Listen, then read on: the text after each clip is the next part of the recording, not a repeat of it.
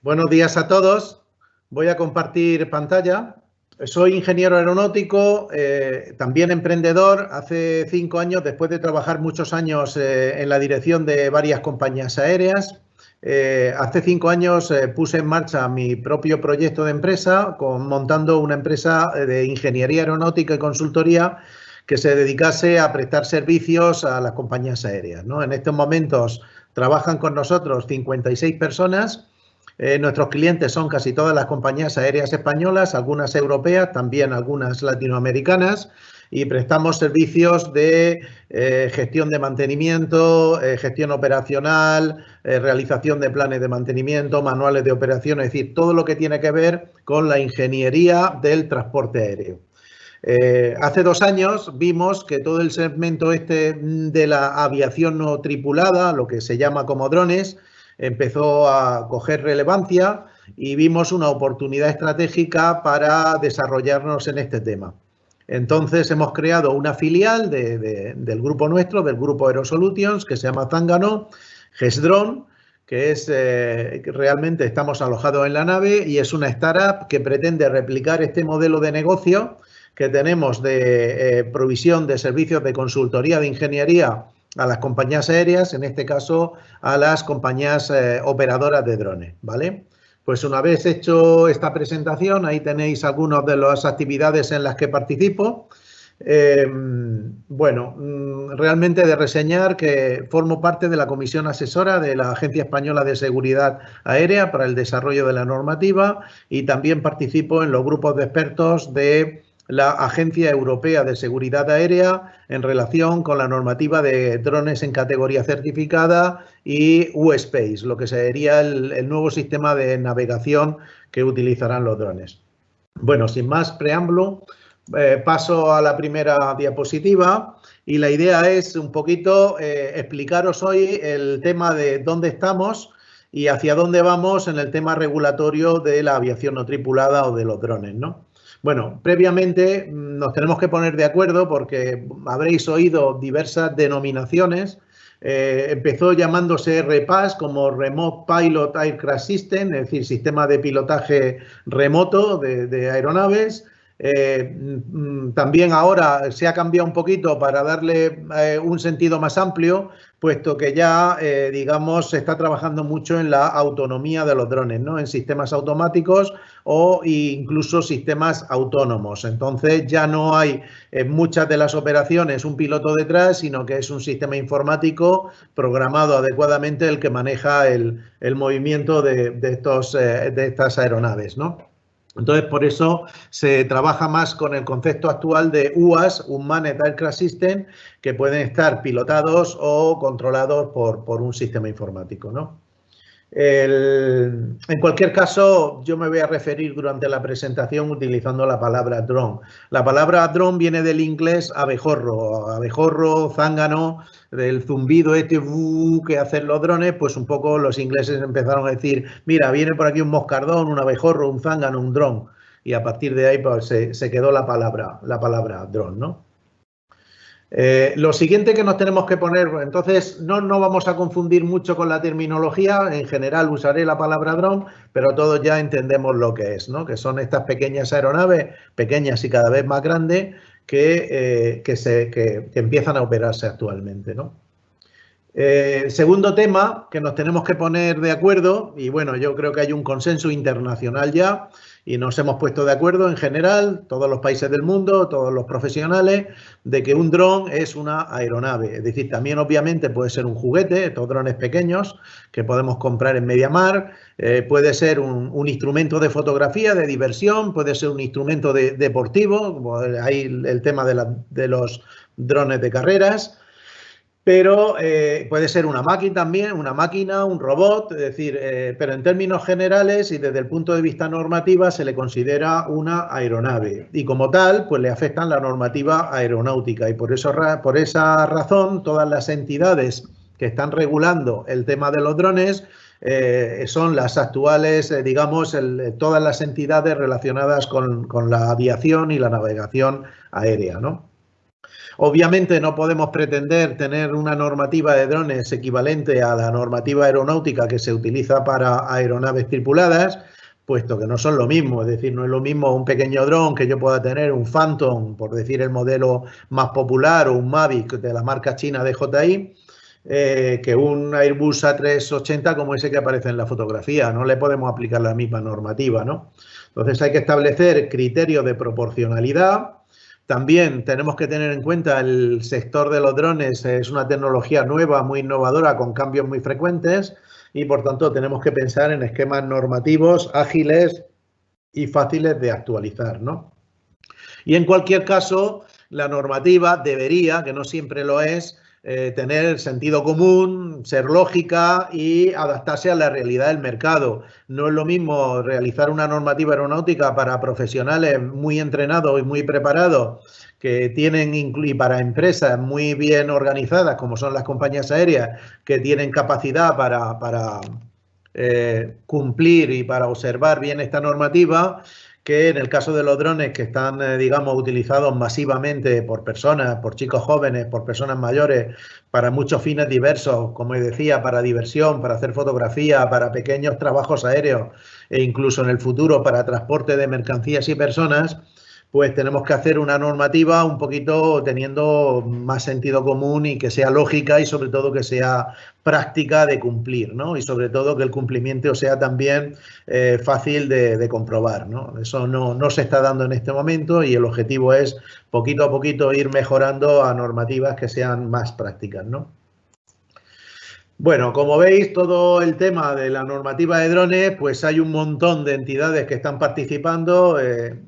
Esto empezó hace unos 5 o 6 años, todo el proceso normativo, porque hasta ahora los drones solamente tenían presencia en el sector militar y, bueno, había normas militares que cubrían la operación, el mantenimiento y, bueno, todo lo relativo al uso de los drones militares. Entonces, cuando empiezan a aparecer ya estos drones, pues allá por el año 2010, 2011, 2012, creo que en el 2013 salió el Phantom 3. Es decir, cuando empieza a popularizarse esto, empieza a llenarse nuestros cielos de nuestras calles de pequeños aparatos, pues es cuando surge la necesidad de establecer una normativa. Esto no solamente ha pasado aquí en España, sino también en muchos otros países del mundo. Entonces, a nivel mundial tenemos la organización civil, la Organización de Aviación Civil, que es un organismo dependiente de la ONU, cuya base, cuyo cuartel general, sus oficinas están en Montreal, en Canadá, y desde ahí se regula todo lo que es el tema en general, la normativa de aviación a nivel mundial, ¿no? Entonces, este organismo, la OACI, emite una serie de recomendaciones o una serie de propuestas normativas que las refleja a lo largo de 19 anexos, que es lo que se llaman medios de cumplimiento, anexos 1, 2, 3 hasta el 19, donde se reflejan las distintas normas que afectan a la aviación civil, ¿no? Pues cuando surgió el tema este de los drones, dijeron, bueno, pues tendremos que actualizar estos anexos para incluir también la operación y las características operativas, comerciales, de servicio, de requisitos de certificación, de aeronavegabilidad, de pilotaje, todo relativo a esta nueva tipología de aeronaves, ¿no? Entonces se está trabajando en actualizar todos esos anexos y mientras tanto OACI pues está elaborando guías, manuales de cumplimiento y anualmente organiza una conferencia mundial que se llama Drone Enable, que intenta sincronizar y armonizar que el desarrollo normativo se haga de una forma similar y compatible en los distintos países, ¿no? Es muy importante que una normativa pues que sea muy parecida en un sitio que otro, porque no tendría sentido que un fabricante de drones los pudiera vender en Estados Unidos y no los pudiera vender en Europa, o que en Europa hubiera unas normas de uso y en Sudamérica otras. Deberían ser más o menos similares para facilitar lo que es una homogeneidad a nivel global, abaratar costes, permitir una difusión amplia de lo que es todo el mercado de drones, ¿no? Aparte de lo que sería todo el tema de OACI, luego en Europa, desde julio del año 2018, la competencia normativa en materia de drones recae en la Agencia Europea de Seguridad Aérea, que es la EASA, ¿vale? que está su sede en Alemania, en Colonia, y que ha emitido ya, publicó el verano pasado, la primera, en julio del año pasado, publicó la normativa de drones común europea. Hasta ahora estamos funcionando con normativas nacionales, ahora lo comentaremos, pero ya disponemos de una normativa europea común que afecta a los 31 países, los 27 de la Unión Europea, más 3 países adicionales que forman parte del sistema EASA, y por tanto esto va a permitir, a nuestro juicio, un despegue del mercado disponiendo de un marco jurídico avanzado, estable, homogéneo a través de Europa y con un mercado muy amplio, ¿no? Entonces tenemos a nivel internacional OACI, a nivel europeo EASA, y a nivel nacional tenemos el Ministerio de Fomento, que es el responsable de elaborar la normativa de drones en España a través de la Dirección General de Aviación Civil, y en España disponemos también de una agencia propia de seguridad aérea que depende también del Ministerio, que es independiente de la Dirección General de Aviación Civil, cuya misión principal es asegurar que se cumple la normativa emitida por el Ministerio, ¿no? Aparte de este tema, tenemos lo que se llamarían las organizaciones de estandarización, que son ya las organizaciones ISO, UNE, en España, ASTM, RTCA, son distintas organizaciones de la industria, generalmente, que elaboran normas concretas de aspectos muy detallados, aspectos muy técnicos de desarrollo de la normativa, ¿no? Entonces, pues todas estas entidades están trabajando en el desarrollo de esta normativa, ¿no? Básicamente vemos que hay como 3 escalones. El escalón internacional, que serían las prácticas recomendadas, que las emite la OACI, y una organización paralela a la OACI que se llama HARUS, que básicamente es, como OACI, pues es un poquito lenta a la hora de desarrollar normativa porque tiene que poner de acuerdo a 198 países, y desde que se propone una norma hasta que se aprueba pueden pasar hasta 4 o 5 años, y el tema de los drones no puede ir a ese ritmo. Se ha creado como una mini OACI que se llama HARUS, participada por los países un poquito más interesados en el desarrollo de esta tecnología, que en esencia son los Estados Unidos, los países europeos y China y Rusia, ¿no? Entonces, esencialmente son los que están empujando la normativa internacional, que son un código de prácticas recomendadas. A partir de ahí ya los estados desarrollan su propia normativa, y como decía, en Europa los estados trasladaron esa responsabilidad a la Agencia Europea de Seguridad Aérea, que es la competente, y la normativa europea la produce la Agencia Europea y es publicada en el Boletín Oficial de las Comunidades Europeas, puesto que es normativa, son reglamentos de ejecución o reglamentos delegados de la Comisión Europea y del Parlamento Europeo, con lo cual esta normativa que se emite en Europa es de inmediata y directa aplicación en España, ¿vale?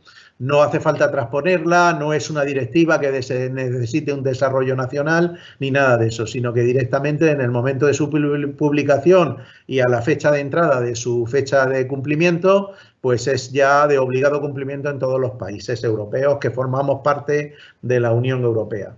Y por tanto, luego queda el tercer escalón, que es una serie de normativas subsidiarias, porque la normativa europea no lo cubre todo, deja algunos aspectos, ahora los mencionaremos, para que sean desarrollados por los estados. Entonces hay una pequeña iniciativa legislativa que corresponde al Ministerio de Fomento. Luego comentaremos un detalle cuáles son los 5 elementos de la norma europea de desarrollo nacional. Y luego nos queda los vigilantes, la policía del aire, vamos a decirlo de esta manera, que es AESA, que se encarga de efectivamente asegurarse de que se cumple esta norma en nuestro país y emitir, digamos, los criterios y recomendaciones de cumplimiento de la norma. EASA, básicamente, como os decía, ha publicado ya la primera normativa europea, la podéis encontrar muy fácilmente en Internet. De hecho, han publicado hasta un libro que se llama Easy Rules, como, digamos, reglamentación fácil para que sea fácilmente entendible. Es una documentación amplia, son más de 300 páginas. y bueno, hay muchos aspectos que cubrir, entonces exige un esfuerzo el conocer bien en profundidad esta normativa europea, que yo voy a intentar daros hoy unas cuantas pinceladas. La norma europea básicamente se compone de dos reglamentos. El reglamento más importante es el reglamento de ejecución, que se llama 2019-947, que regula las operaciones de los drones, ¿vale? En Europa se establece un sistema nuevo, porque hasta ahora cuando se fabrica una aeronave, cuando fabricamos una aeronave, los ingenieros, tenemos que cumplir con unas normas de certificación aeronáutica, ¿vale? Que pasan por unos procesos complejos de certificación y que acaban en la emisión de un certificado de tipo para esa aeronave. Este proceso de certificación pues no es adecuado para pequeñas aeronaves comerciales. Entonces se ha establecido un nuevo proceso de certificación que se llama certificación de producto, que consiste en la homologación de los drones que se fabriquen por parte de laboratorios autorizados para ello, ¿vale? Entonces se está estableciendo una red de laboratorios en Europa para certificar los drones comerciales, estos drones más pequeños, digamos, que se utilizan por el público en general. Entonces estos laboratorios serán los encargados de establecer lo que se llama el marcado CE de los drones. Esto es un proceso que se está poniendo en marcha ahora y que la norma europea da un plazo de 2 años para, primero, la constitución de estos laboratorios, la autorización de los laboratorios y que posteriormente estos puedan emitir el marcado CE. ¿Vale? Esto es un marcado CE como producto aeronáutico y no tiene nada que ver con que uno ahora se compre un Phantom o un Mavic y tenga un sellito CE. Eso se refiere a que ese Mavic es compatible con la Directiva Europea de Emisión Radioeléctrica, pero no tiene ninguna relación con la comprobación de ese aparato, de la seguridad de ese aparato como producto aeronáutico. Entonces, estamos hablando de una marca CE específica que no es el marcado CE general que pueden tener otros productos de muchos tipos que se puedan comercializar en la Unión Europea. O sea, que no basta con que sea una C y una E, sino que tiene que tener un sellito de clase con unos números que ahora después explicaremos. Entonces, todo esto se regula en la normativa que se llama Reglamento Delegado 945, ¿vale? Este reglamento delegado realmente no es de uso para el público en general, es esencialmente para uso por parte de fabricantes de drones y laboratorios, con lo cual pues no voy a entrar mucho en detalle porque ya digo, no está destinado al público en general. El que sí lo está es el reglamento 2019-947. Entonces, esta normativa europea básicamente consiste, digamos, en este documento, más luego un reglamento de aplicación que no es como tal, sino que la normativa europea se hace como en 2 escalones. La ley propiamente dicha, que suele ser corta, suele ser un documento pequeño donde establece los criterios generales y luego, para asegurar que todo el mundo entiende lo mismo, la Unión Europea, bueno, la Agencia Europea de Seguridad Aérea, publica un documento que se llama AMCGM, que significa medios aceptables de cumplimiento y material guía. Es decir, es como un documento de interpretación de la norma donde dice cómo se tienen que hacer las cosas de una forma más práctica. Con lo cual, esto facilita mucho que cuando uno lee la norma y no entiende muy bien, se va a ese documento ahí, lo explica muy detalladamente y muy bien. El problema es que la normativa por ley, la 947, está traducida al español y aparece en el Boletín Oficial del Estado y es fácil de consultar en nuestro idioma, mientras que la MCGM está exclusivamente publicado en inglés, ¿vale? Con lo cual, pues ya necesitamos un esfuerzo adicional a la hora de leer estos medios de cumplimentación. Esperemos que en el futuro pudiera haber versiones de este material guía convertidos al castellano, al español. Bueno, pues esto sería un poco la norma europea que nos viene y que tiene que ser implementada en España complementada en España a través del Ministerio de Fomento que he querido poner aquí un poquito el organigrama para que veáis que en el Ministerio de Fomento tenemos, por un lado, lo que es, porque muchas veces se confunde y realmente hay 3 instituciones en el Ministerio de Fomento que son relevantes para el tema de drones. Una es la propia Dirección General de Aviación Civil, que aparece aquí como DGAC en este organigrama, cuya director es Raúl Medina, y que depende de la Secretaría General de Transportes, ¿vale? Del Ministerio de Fomento. La otra entidad es este rectangulito amarillo que aparece aquí, que es la Agencia Española de Seguridad Aérea, dirigida por Isabel Maestre, y que es un organismo independiente del propio, digamos, organigrama del Ministerio de Fomento de la Dirección General. Y adicionalmente hay otra entidad que es responsable, que es la Comisión de Investigación de Accidentes e Incidentes de Aviación Civil, que es la que se encarga de analizar pues todas las incidencias graves y accidentes que han habido en el marco en el tema de aviación comercial, y que por tanto los drones, al ser aeronaves, pues también entran dentro del ámbito de su competencia, la investigación de los eventuales accidentes que pudieran tener un dron involucrado, ¿vale? Esto sería un poquito los distintos organismos para que tengáis una idea en España. Bueno, básicamente para que distingáis un poquito la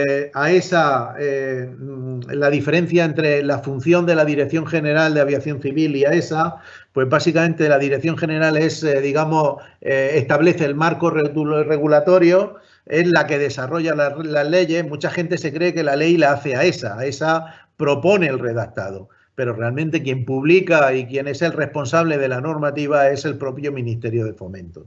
O sea que cuando uno jura en hebreo por lo malo que es el reglamento actual 1036, con mucha razón a mi juicio, realmente el responsable no es la Agencia Española de Seguridad Aérea, que sufre también las consecuencias de esta legislación, sino es, digamos, la mala redacción del Real Decreto y la inadecuada iniciativa legislativa que en su momento puso en marcha el Ministerio de Fomento.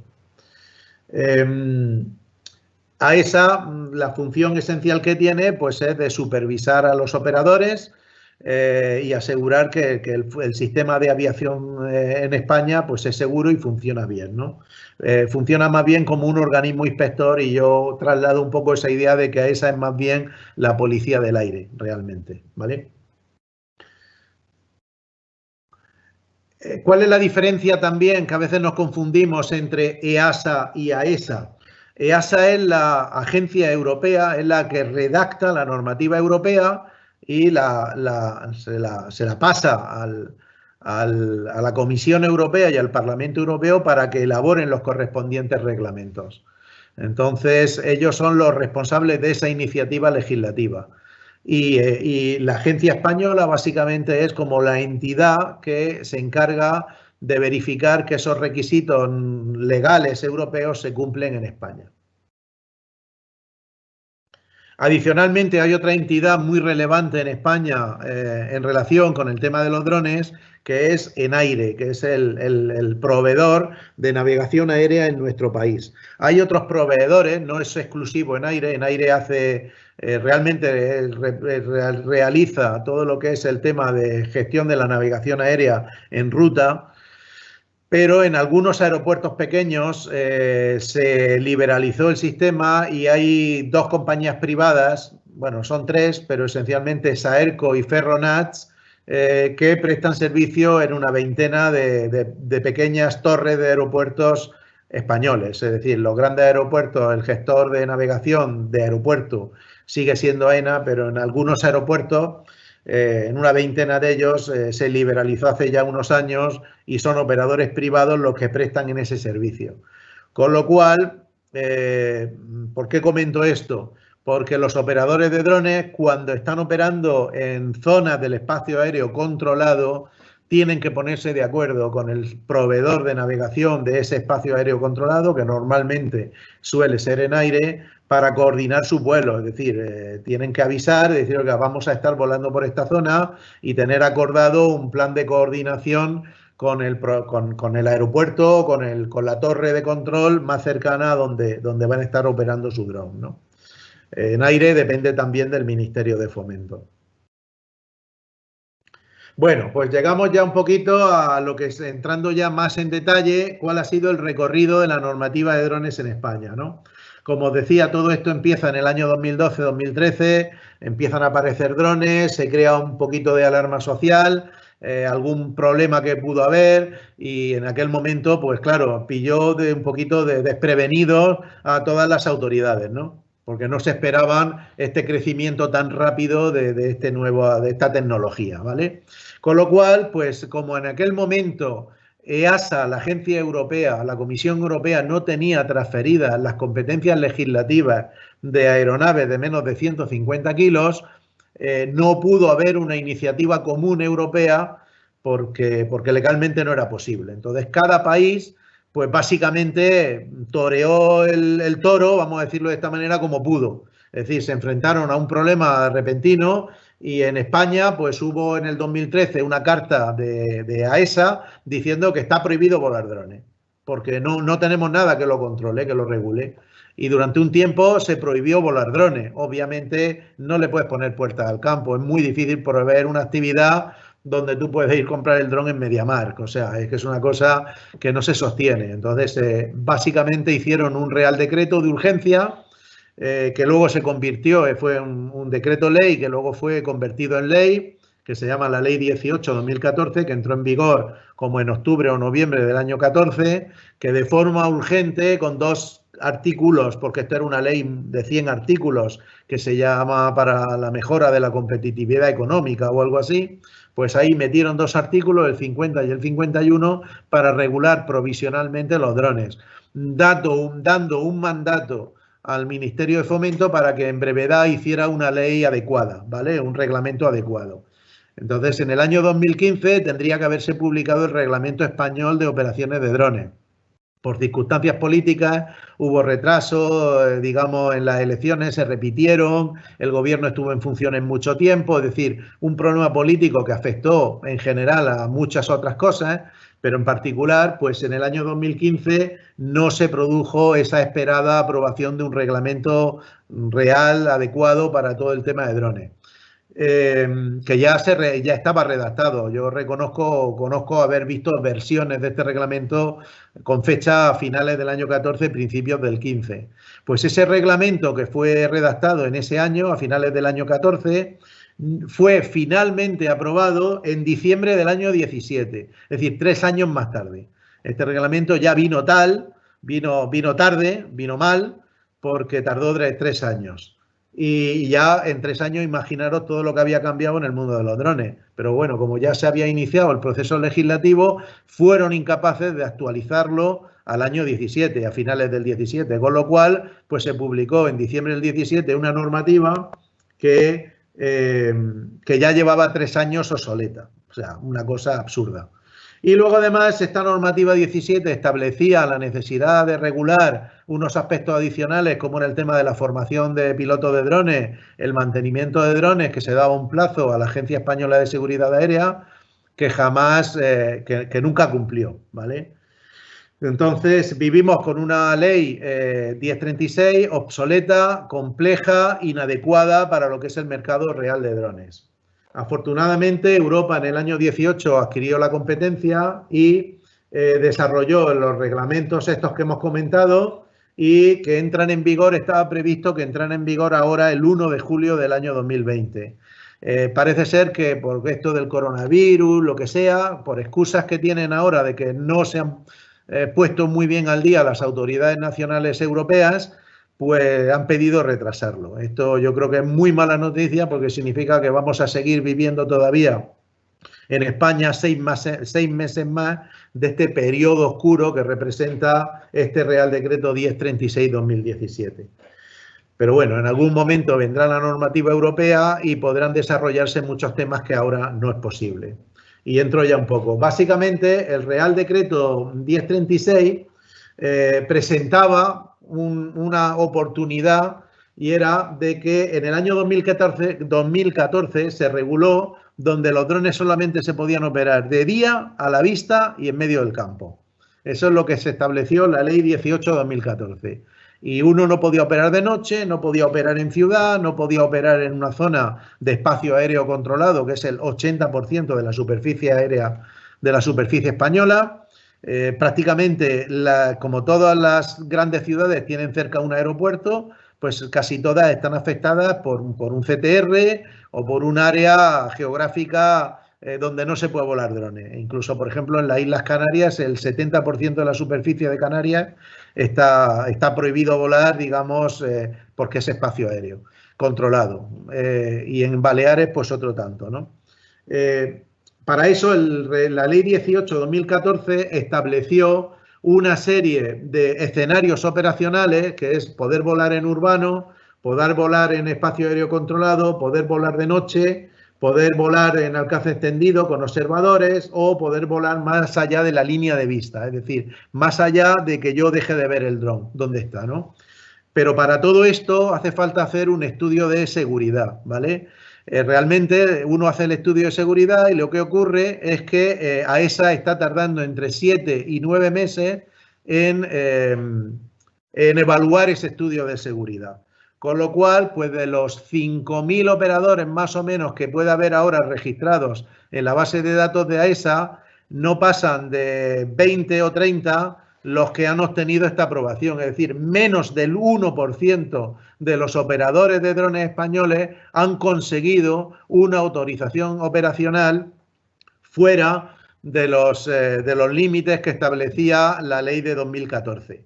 Es decir, la aplicación de este Real Decreto 1036 ha sido tremendamente nefasta, porque no ha conseguido su objetivo, que era abrir oportunidades al mercado de drones y que se pudiera operar legalmente pues en ciudades, en zonas con espacio aéreo controlado. Son muy pocas y anecdóticas las operaciones que se han realizado en esos escenarios y, como os decía, menos del 1% de las operaciones de los operadores españoles han conseguido ese tipo de autorización. Y ya os digo que se suele tardar entre 7 y 9 meses de media en obtener una. Esto realmente ha significado casi la desaparición en los últimos 3 años del sector de los drones en España. Excepto algunas empresas que realmente no viven del negocio de los drones, sino viven del negocio de la formación, que esa es otra historia que no vamos a hablar hoy, pero que es un gran agujero en la legislación española. Pues hay una serie de academias, vamos a llamarlo entre comillas, que venden sus servicios por Facebook y por Internet y que básicamente han generado unas expectativas, han dado licencias a más de 15.000 personas en España, teóricamente de piloto profesional de drones, que luego pues están frustrados porque no se puede operar. Entonces se ha generado, estas empresas han ganado mucho dinero. En los últimos 3 años todas estas academias se han repartido más de 18 millones de euros por esos cursos que han dado, que no están sirviendo prácticamente para nada, porque ya os digo, no menos del 1% de los operadores españoles han sido capaces de obtener una autorización en estos escenarios operacionales. Bueno, después de hablar de todo este tema, viene la gran esperanza, ¿no? Que es todo el tema de la ley europea. Entonces vamos a mirar con optimismo. La ley europea básicamente cambia mucho. Lo primero que cambia es, en España se estableció el concepto de una ley para los operadores profesionales y una especie de ley, que no es ley como tal, pero sí de unos criterios para los operadores que usan los drones con criterio recreativo. Esto es absurdo, porque si yo estoy volando un dron porque soy un fotógrafo profesional y mi operación tiene un riesgo, pues no debería de tener un tratamiento distinto a si yo tengo ese mismo Phantom profesional y lo estoy usando para divertirme, porque me gusta la fotografía y soy un enamorado de la fotografía y lo uso de forma privada. Entonces, es absurdo y hay esa distinción entre uso privado y uso comercial. Eso Europa dice, oiga, es que a mí me da igual para qué quiere usted el dron. Lo importante para mí es qué riesgo está usted comprometiendo cuando está usando su dron. Entonces, la normativa europea es para todos los usos de los drones, independientemente que sean profesionales, por diversión, por distraimiento, por lo que sea, ¿vale? Entonces, ese es el primer tema, que tenemos que entender que la ley de drones europea afecta a todos los que tengan un dron en su casa, Vale, y luego lo que la ley establece un criterio proporcionado y establece tres grandes áreas de operación, tres tipos de operaciones, lo que se llama la categoría abierta, que son para estas operaciones de bajo riesgo, que yo me compro el dron de DJI o me lo compro en MediaMarkt o lo compro por internet, básicamente hago un curso online, me miro bien el manual y me pongo a operarlo, ¿vale? Entonces, aquí a esa no hay que pedirle ningún tipo de permiso, no hay que decirle nada, con excepción de que yo como operador me tengo que registrar en un registro de AESA, ¿vale? Entonces yo entro, me registro, hago mi curso, será un curso online, sencillo, económico, y a partir de ahí me pongo a operar. Y puedo operar profesionalmente y puedo operar, digamos, simplemente porque me gusta, ¿vale? ¿Y a quién corresponde vigilar ese tipo de operaciones? A la policía. Asegurarse de que efectivamente la gente respeta los límites expuestos en la categoría abierta, que esencialmente son: vuele usted en línea visual, es decir, mantenga el dron a la vista, no supere nunca la altura de los 120 metros, el dron tiene que pesar menos de 25 kilos y luego ahora veremos que hay unas subcategorías y estos drones van a emitir una matrícula electrónica, con lo cual la policía va a saber exactamente dónde está volando tu dron, ¿vale? Con lo cual, pues van a tener una herramienta muy poderosa para controlar quién está excediéndose de los límites impuestos en la categoría abierta. La otra gran herramienta que obliga a la Unión Europea es que, aparte del dispositivo de matrícula electrónica, los drones incorporen un sistema de geofencing. Es decir, si yo delimito una zona, por ejemplo, al lado del Bernabéu o en el Palacio de la Moncloa, por donde no quiero que vuelen drones, ahí hay un fichero que tiene que estar cargado en el dron donde diga por aquí no puedes volar, y el dron no puede volar en esa zona, ¿vale? Se establece una limitación que se llama geofencing y que impide que los drones vuelen en aquellas zonas marcadas por el Estado donde no se puede volar, ¿vale? Entonces, con esas dos limitaciones, primero, el dron no va a poder volar donde el fichero no le permita volar ese sistema de geofencing, y segundo, donde esté volando el dron, la policía lo va a tener ubicado permanentemente, con lo cual, pues todo aquel que se pase de los límites impuestos en la categoría abierta, pues va a ser muy fácil que lo pillen y lo denuncien y lo multen, ¿vale? Y de una forma ágil y rápida. Luego tenemos una categoría más profesional que se llama la categoría específica, que hablaré un poquito más adelante, que son para aquellos operadores que ya desean realizar trabajos, pero estamos ya hablando de operaciones fuera de línea de vista, digamos, en zonas, digamos, de espacio aéreo controlado, digamos, muy cerca de los aeropuertos. Son casos muy tasados, es decir, en general el 95% de las operaciones que se están realizando hoy en España van a poder hacerse en la categoría verde, de forma automática. Obviamente habiéndose registrado y habiendo hecho el curso online y en algunos casos pasar un examen adicional y haber hecho un autoentrenamiento práctico, ¿no? Pero el 95% de lo que se está haciendo hoy en España y de lo que quieren hacer los operadores españoles lo van a poder hacer en la categoría verde, y van a ser muy poquitos los que necesiten presentar un estudio de seguridad que se hace con una metodología que se llama SORA para trabajar en la categoría abierta. Para que tengáis una idea, básicamente pues hay la Open Category, donde no interviene AESA ni EASA ni nadie, y es como si yo me compro una moto, un patinete y voy por la calle. Luego ya hay una categoría específica más profesional y se reserva una tercera categoría que es de alto riesgo para el transporte de personas y mercancías peligrosas. En este sentido, las operadoras de drones tendrán que ser como compañías aéreas, ¿eh? A ver si paso a la siguiente diapositiva. Bien, bueno, en general, como os decía, hay una serie de requisitos de carácter general, pero los más importantes ya os lo he dicho. El operador se tiene que registrar en un registro electrónico que AESA va a poner a disposición de todos los que se compren un dron. En estos momentos estimamos que hay 40.000 personas que tienen un dron en España, pues todos los que en el momento que entre en vigor la ley, ya sea el 1 de julio o el 1 de enero del año 2021, antes de sacar el dron a la calle, lo primero que tienen que hacer es registrarse en un registro electrónico dando sus datos, ¿vale? y se registran como dueño de un dron o de 5 drones. No es que tengan que registrar el dron, solo se registran ellos como dueños de drones, ¿vale? Lo segundo que tienen que hacer es, los que van a operar los drones, que pueden ser los dueños o pueden ser pilotos contratados por los dueños, esos pilotos tienen que hacer un curso de formación, ¿vale? Y obtener un carné de piloto de dron, que es tipo como un carné de identidad, que bueno, tengo por aquí algún modelo que si acaso luego podemos mirar de enseñarlo, y que lo recibirán. Y con ese carné, pues cuando las policías, igual que cuando te para, cuando vas en tu coche y te pide el carné de conducir, pues te pedirá el carné de conducir dron, ¿vale? Y funciona de la misma manera, ¿vale? Y un tema también de carácter general, para algún tipo de operación se va a poder volar a partir de los 14 años. Hoy en día eso está restringido para uso profesional a partir de los 18 años. La ley europea ya permite a partir de los 14 años en algunas operaciones operar drones. Los requisitos de seguro no los conocemos todavía, forman parte de ese paquete nacional de normativa que tiene que desarrollar el Ministerio de Fomento. Hoy en día solo se exige seguro para los operadores profesionales. En el futuro, como no hay distinción entre profesional o lúdico, no sabemos exactamente el criterio que va a seguir el Ministerio de Fomento, pero es probable que para aeronaves a partir de un determinado peso, y por decir un ejemplo, por decir todos los drones de más de 900 gramos, pues estén obligados a tener un seguro, ¿vale? Pero bueno, esto tenemos que esperar a que el Ministerio de Fomento detalle claramente cuáles son los requisitos de seguro.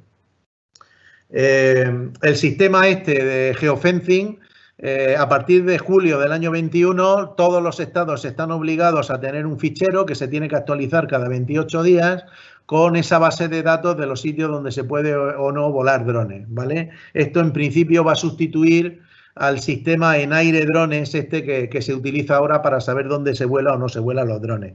No es que lo sustituya, sino que el sistema en aire drones se tiene que actualizar para convertirse en ese sistema de geofencing del que estamos hablando.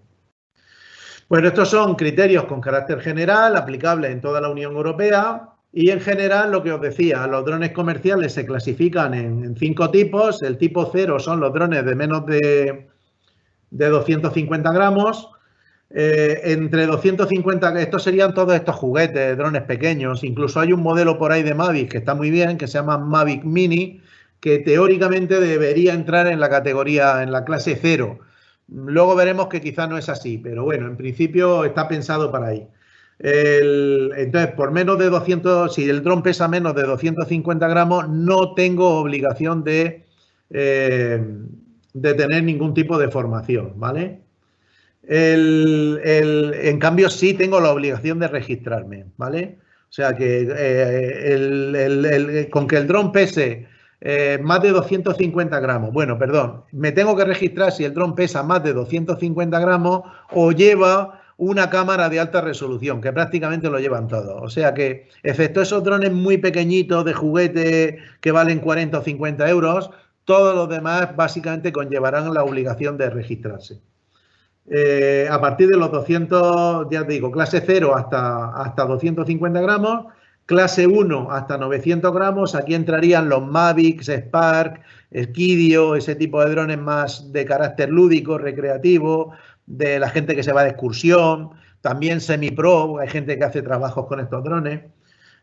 Luego ya pasamos a un grupo que es la clase 2, donde estarían los Phantom, los Inspire, los EV, que son estos drones ya de uso más profesional, aunque también hay gente que los tiene para recreativo.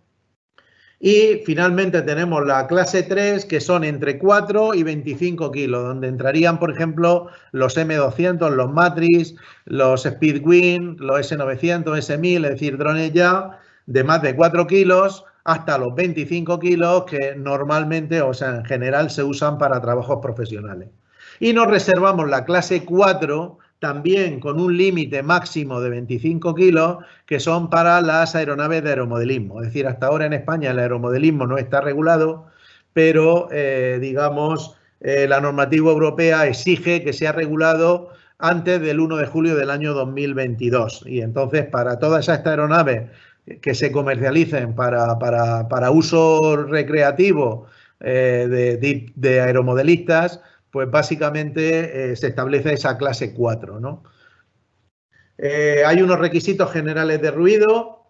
Los drones deben tener un número de serie, porque en esa matrícula electrónica que estaba mencionando es un dispositivo que va a bordo del dron, que está emitiendo cada segundo una señal electrónica que se pueda captar a unos 150 metros como mínimo, aunque en principio los prototipos que yo he visto tienen 1 kilómetro de alcance, de tal manera que tú con tu móvil a 1 kilómetro puedas detectar esa señal, ¿vale? Esa señal está codificada y lleva un mensaje que incluye el código del operador, del dueño del dron, lleva también cuál es el número de serie del dron en concreto y luego lleva información sobre la posición donde está el dron en cada momento para hacer ese tracking del dron y luego también la posición donde está el piloto, ¿vale? O donde despegó el dron. Entonces, con esa información, pues tanto un ciudadano va a poder saber cuál es esa matrícula de ese dron, ese número de operador para poder denunciarlo si le está molestando, como las fuerzas y cuerpos de seguridad podrán obtener toda la información completa con el fin de poder asegurar que se están cumpliendo las leyes, ¿vale? Tiene que haber un manual de instrucción claro y luego se establece también la obligatoriedad de notificación a esa comisión de AESA o de la Comisión de Investigación de Accidentes e Incidentes de cualquier incidencia o cualquier problema que pudiera haber o un accidente que se haya causado con el dron. Esto es lo que cubre el reglamento 945 y el 947, que es el de operación, establece esa categoría abierta que a la misma vez la subdivide en 3 categorías. Lo que se llama A1, que es sobre personas, A2, cerca de personas y A3, lejos de personas. Para la A1, que es sobre personas, permite volar drones de la clase 0 y la clase 1. Es decir, hasta 250 o hasta 900 gramos. Es decir, yo voy a poder coger mi Mavic Air, si pesa el nuevo que van a sacar, Mavic Air 2, por debajo de los 900 gramos, o un Spark que está en el entorno de los 600 gramos, tranquilamente en un parque donde haya personas, siempre y cuando pues tenga cumpla pues, unos protocolos mínimos de seguridad y no estar volando ahí a 2 metros de la cabeza de nadie. Pero sí voy a poder volar en ambientes urbanos, en zonas donde pueda haber personas, porque si considera que estos drones pequeños no tienen un riesgo especialmente severo en esas situaciones, ¿vale? Para eso tengo que hacer un curso online y estar registrado, ¿vale? Luego, ahora, lo que no me permiten es volar sobre lo que se llama assembly of people, lo que se llama aglomeraciones de personas. Es decir, no puedo volar en un sitio donde haya personas juntas, es decir, en un espectáculo deportivo, en una procesión, en Semana Santa, lo que sea. Ahí donde haya aglomeraciones de personas no puedo volar. Puedo volar en un sitio que sea un parque donde, digamos, haya unas cuantas personas caminando, pero no hay grandes aglomeraciones de personas. Luego,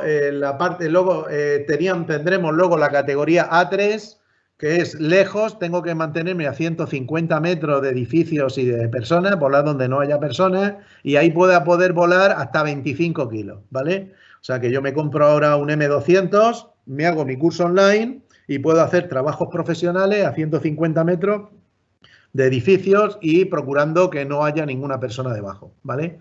Con lo cual, pues esto abre un escenario muy grande para trabajos profesionales que se pueden hacer sencillamente con registrarse, hacer un curso que será muy económico y ponerse a trabajar al día siguiente. O sea, una liberalización completa que trae la nueva ley europea. Y ya para lo que se llama un poquito de riesgo mayor es lo que llaman la categoría A2, que hace falta, además de ese curso online, superar un examen adicional, y es que voy a poder volar con drones de hasta 4 kilos cerca de las personas. Es decir, voy a acercarme a 50 metros y si mi dron tiene un dispositivo de baja velocidad, que lo tendrán todos, voy a poder acercarme a 5 metros de las personas. Esto va a ser muy bueno para los fotógrafos profesionales que estén grabando una boda o una comunión, que reservando una zona de seguridad de 5 metros van a poder perfectamente grabar lo que allí está ocurriendo. Entonces, como veis, todo esto liberaliza mucho, facilita mucho y libera mucho y desestacará desatascará todo este tema que está ahora mismo en AESA, porque hay gente que está pidiendo autorización para esto y no se la dan, y el día que entre en vigor la norma europea lo va a poder hacer sin necesidad de pedirle permiso a nadie. Obviamente se tendrán que seguir respetando los límites de impuestos por el sistema de navegación aérea. Es decir, si en Madrid tengo mi zona CTR, en tanto en aire no actualice su página en Aire Drones, voy a estar todavía limitado por vuelo en espacio aéreo controlado.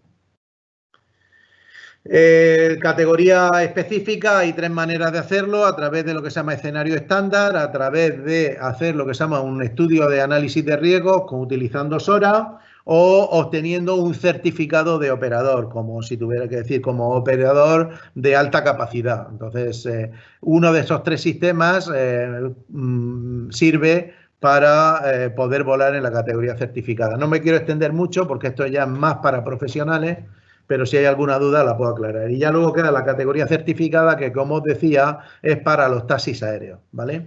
En general.